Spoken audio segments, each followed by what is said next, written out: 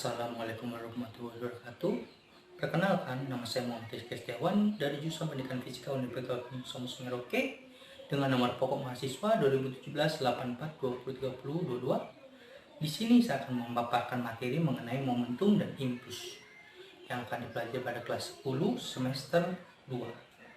Oke, berbicara tentang materi momentum dan impuls, seperti yang kita tahu, pasti banyak orang yang bertanya-tanya, mengapa sih kita harus mempelajari materi ini? Apa sih pentingnya materi ini? Dan apa sih manfaatnya bagi kehidupan sehari-hari untuk pelajaran ini? Nah, di sini saya akan menjawab semua itu dengan menjelaskan pentingnya materi ini dalam kehidupan sehari-hari. Nah, untuk materi ini, yaitu pentingnya seperti contoh saja, saat kita mengalami kecelakaan, di mana itu terjadi tabrakan antara dua mobil yang saling bertumbukan. Nah, peristiwa tersebut merupakan peristiwa momentum dan impuls. Nah, seperti contoh lagi, saat kita menendang bola, di mana bola itu pasti akan dalam keadaan diam ya sebelum kita tendang, dan saat kita tendang bola akan bergerak. Nah, peristiwa tersebut merupakan peristiwa impuls yang terjadi.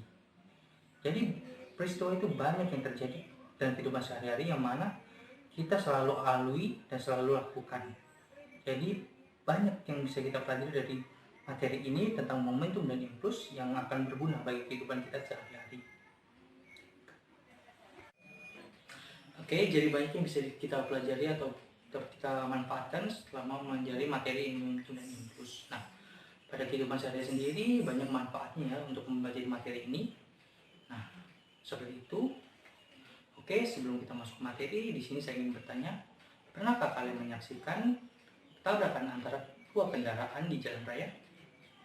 Nah, kira-kira apakah yang terjadi pada kedua kendaraan tersebut? Adakah yang tahu? Oke, kalau tidak ada yang tahu, di sini saya akan menjelaskannya. Nah, ditinjau dari ilmu fisika, yang terjadi fatal atau tidaknya sebuah kecelakaan tersebut yang terjadi pada kedua kendaraan tersebut, yaitu ditinjau dari besar momentumnya kendaraan tersebut. Nah, untuk mengetahui hal tersebut, kita dapat mempelajari melalui materi momentum dan impuls. Oke, di sini dalam ilmu fisika momentum didefinisikan sebagai besaran yang dimiliki oleh benda yang bergerak. Nah, besarnya momentum tergantung pada massa dan kecepatan benda, yang mana dapat ditentukan dengan rumus P sama dengan M per V atau P sama dengan M kali V, yang mana P adalah momentum, M adalah massa benda, V adalah kecepatan benda. Nah, seperti berikut. Nah, besarnya momentum berbanding terbalik dengan besarnya benda. Berdasarkan rumus tersebut, dapat diketahui bahwa momentum sama dengan kecepatan benda atau sebanding ya dengan kecepatan bendanya. Nah, dengan demikian arah momentum itu sama dengan arah kecepatan benda. Selain itu, kecepatan suatu benda akan berpengaruh pada kecepatan atau besar momentum dari benda tersebut. Jadi, semakin besar momentumnya, maka semakin cepat benda tersebut. Jadi bisa dibalik juga, semakin besar momentumnya, semakin besar benda tersebut. Oke, berbicara selanjutnya kita akan bicara tentang impuls. Nah, impuls sendiri adalah hasil karya antara gaya dengan selang waktu, yang mana bisa dilukiskan dengan matematis atau dituliskan dengan cara matematis, yaitu I sama dengan V delta T, yang mana V adalah gaya dan delta T adalah selang waktu, sedangkan I-nya adalah impulsnya sendiri. Oke, baik, dimana kita akan masuk ke hubungan antara momentum dan impuls. Hubungan momentum dan impuls ini dapat dijelaskan melalui teorema impuls momentum. Nah, oke. Teorema momentum impuls ini menyatakan bahwa suatu impuls yang bekerja pada suatu benda sama dengan perubahan momentum yang terjadi pada benda tersebut. Nah, berdasarkan hukum 2 Newton yang menyatakan gaya yang diberikan pada suatu benda sama dengan perubahan momentum benda tersebut, yang mana persatuan waktu yang bisa dituliskan secara matematis yaitu dengan I sama dengan delta P.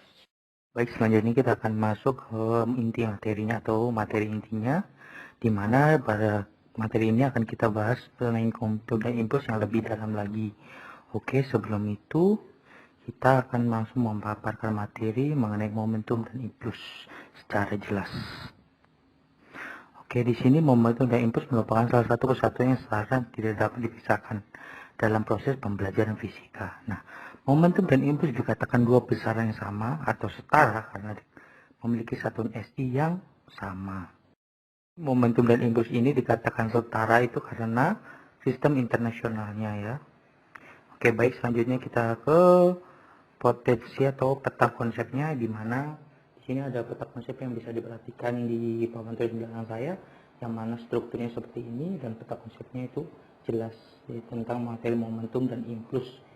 Tadi tanpa membuang waktu lagi, mari kita langsung masuk ke materinya, yaitu yang pertama kita akan membahas tentang momentum.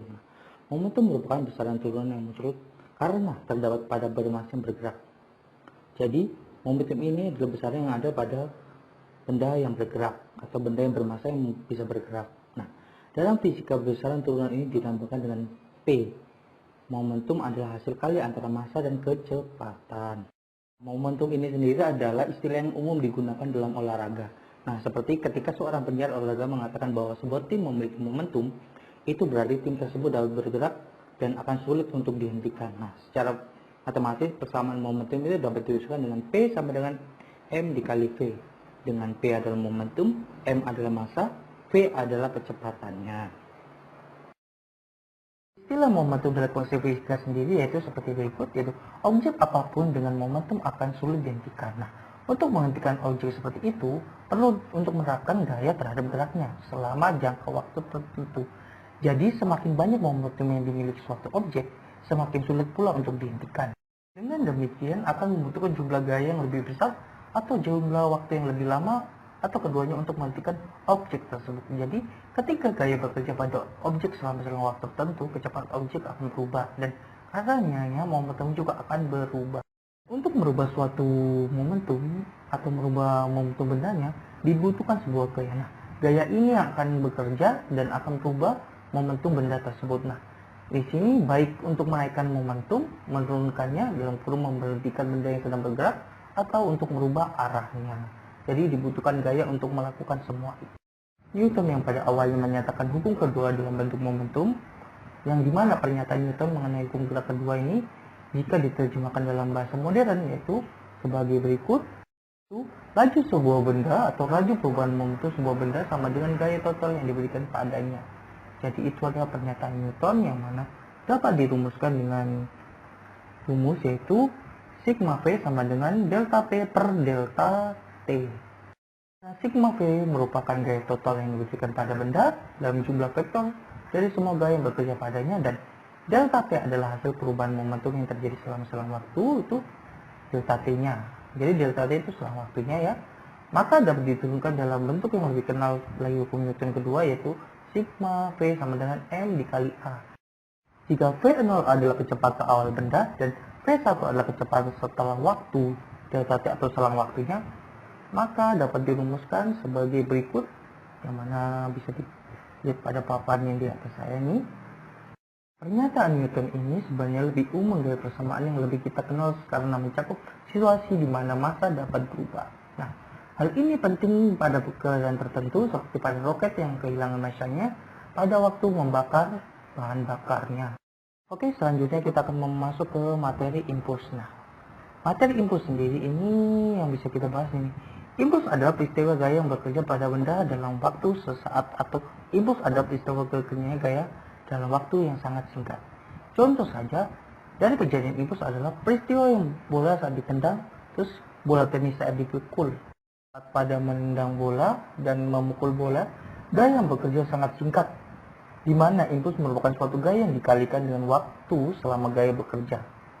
Jadi, suatu impuls adalah hasil kali suatu gaya yang bekerja dalam waktu yang singkat, yang menyebabkan suatu perubahan dari momentum. Nah, semua benda menerima momentum melalui pemakaian suatu impuls. Dapat diterapkan dengan hukum 2 Newton. Nah, dari hukum 2 Newton ini diperoleh rumus V sama dengan M dikali A, yang mana di sini V-nya itu bisa diratakan jadi V dikali dt, itu dt selang waktunya, dan M dikali dV, di mana selang waktu kecepatannya ya.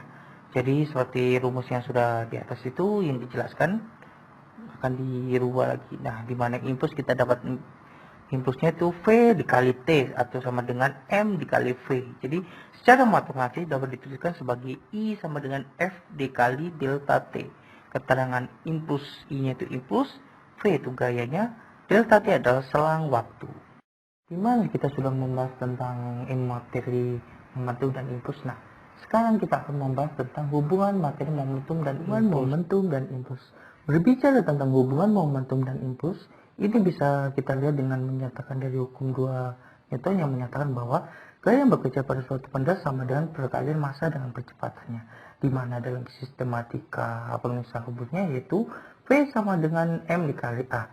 Jika di mana hukum Newton tersebut kita masukkan ke dalam rumus I sama dengan V dikali delta T, maka I sama dengan V dikali delta T menjadi I sama dengan M dikali A dikali dalam kurung T2 dikurang T1, yang mana akan berubah lagi menjadi I sama dengan M dikali V per T dikali dalam kurung T2 dikurang T1, yang mana sehingga diperoleh rumus I sama dengan dalam kurung M dikali V2 dikurang M dikali V1, di mana dalam rumus ini bisa kita rincikan menjadi I sama dengan kali delta